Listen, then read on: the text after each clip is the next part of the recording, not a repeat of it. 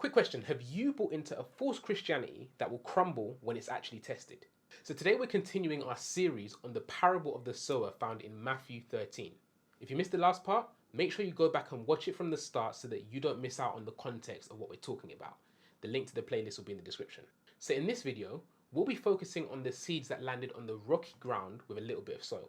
And you can find this in verses 5 to 6 and explained further in verses 20 to 21.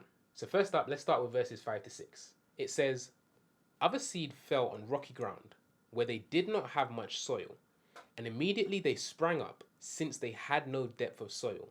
But when the sun rose, they were scorched, and since they had no root, they withered away."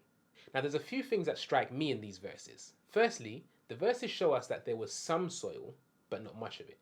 So I imagine that even though the ground was rocky, there was enough soil to maybe cover the seeds and have them maybe even look planted well. And since the conditions weren't difficult yet, and the heat of the sun hadn't yet come to create pressure, the seeds were able to spring up immediately. So what does that say to us? Just because we've been around the church for a while, and maybe even grown a reputation and a following, that doesn't guarantee that this isn't us. Because the truth is, these seeds sprung up immediately. So they looked like they were doing the business they were expected to. And so there was an in-between time where they looked the part until the sun came up and exposed them. So what does that look like? Maybe being somebody who has visible change since becoming a Christian. You quit having sex outside of marriage, you gave up on crime, and maybe now you're even one of the ringleaders when it comes to preaching and teaching. Look, it could be me, it could be you, it could be your pastor, your best friend, the person that converted alongside you. It could literally be any of us. And listen, sometimes we confuse examining one another by fruit to mean that we look at the actions and activities that we do. So rather than measuring by the fruit of the Spirit from Galatians 5, which cannot be faked long term, we take things like church attendance, posting about God and scriptures online, leading in prayer, maybe even teaching in Bible studies, and all this surface level activity as evidence of genuine conversion. But that's not what we're supposed to do.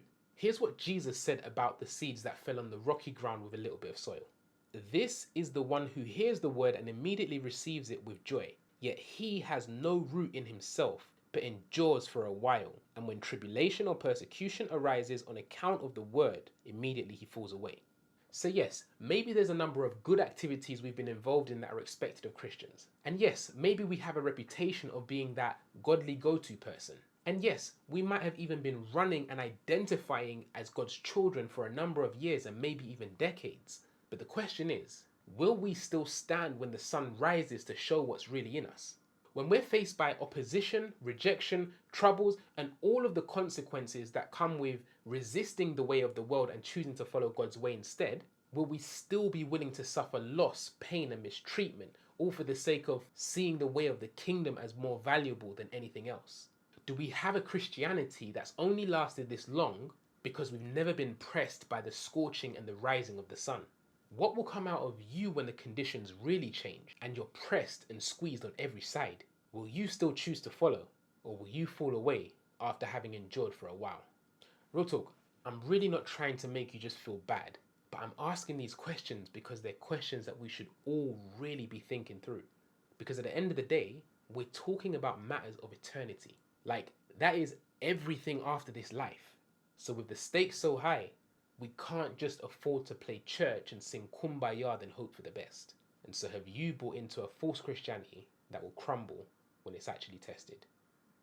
Peace.